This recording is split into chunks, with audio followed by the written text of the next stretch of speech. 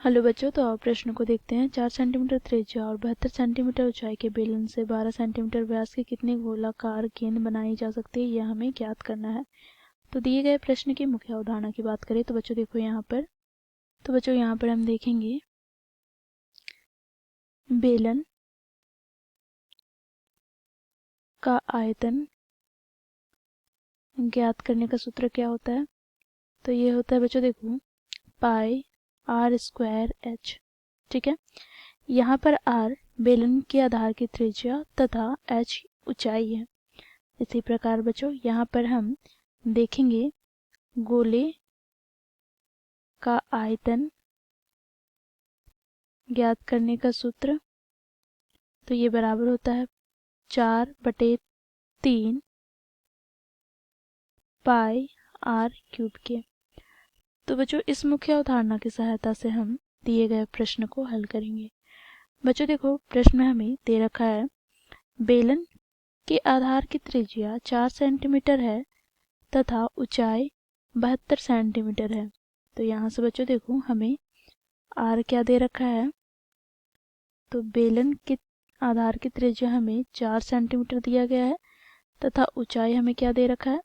तो h बराबर हमें दे रखा है बच्चों 72 सेंटीमीटर। ठीक, तो इस बेलन से बच्चों गोलाकार गेंद बनाया जा रहा है जिसकी व्यास कितना है तो 12 सेंटीमीटर।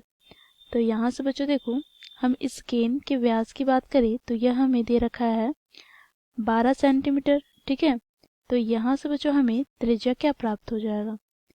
तो बच्चों देखो यहाँ से हमें स्मॉल r अर्थात गोले की त्रिज्या प्राप्त हो जाएगी क्या।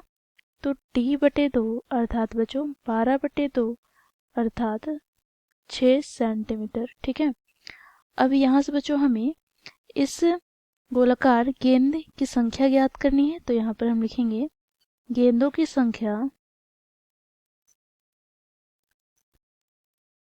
बराबर बेलन का आयतन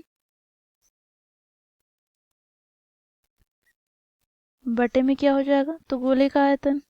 अब बच्चों यहाँ पर बेलन के आयतन के सूत्र की बात करें तो बच्चों देखो मुख्य अवधारणा में हम लोगों ने देखा पाई आर स्क्वायर। तो आर यहाँ पर क्या है तो कैपिटल आर, तो कैपिटल आर का स्क्वायर गुना में एच बटे में बच्चों देखो यहाँ पर गोले का आयतन का सूत्र हम लोगों ने देखा 4/3 गुने स्मॉल आर की घात 3 गुनी पाई।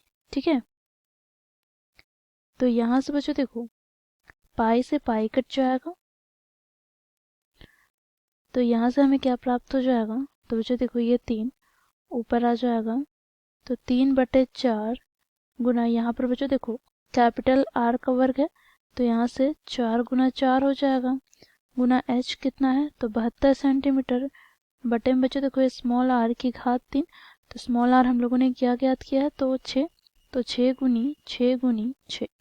यहाँ से बच्चों देखो इसे हम विभाजित करते हैं तो देखो यहाँ पर 4 से 4 कट जाएगा। फिर बच्चों देखो 3 दूनी 6, 2 से 4 को विभाजित करते हैं तो 2 दूनी 4। यहाँ से बच्चों देखो 2 से 6 को विभाजित करेंगे 3 बार में तो यहाँ से 6 से विभाजित करते हैं हम 72 को तो 6 का 6, 6 दूनी 12, 3 से 12 को विभाजित करते हैं तो 4 बार में कट जाएगा। तो यहाँ से बच्चों हमें गेंदों की संख्या कितनी प्राप्त हो गई 4। तो ये हो जाएगा बच्चों हमारा दिए गए प्रश्न का उत्तर। तो इस प्रकार बच्चों हम लोग मुख्य अवधारणा की सहायता से दिए गए प्रश्न को हल करते हैं। आशा करती हूँ आप लोगों को यह प्रश्न समझ में आया होगा। धन्यवाद।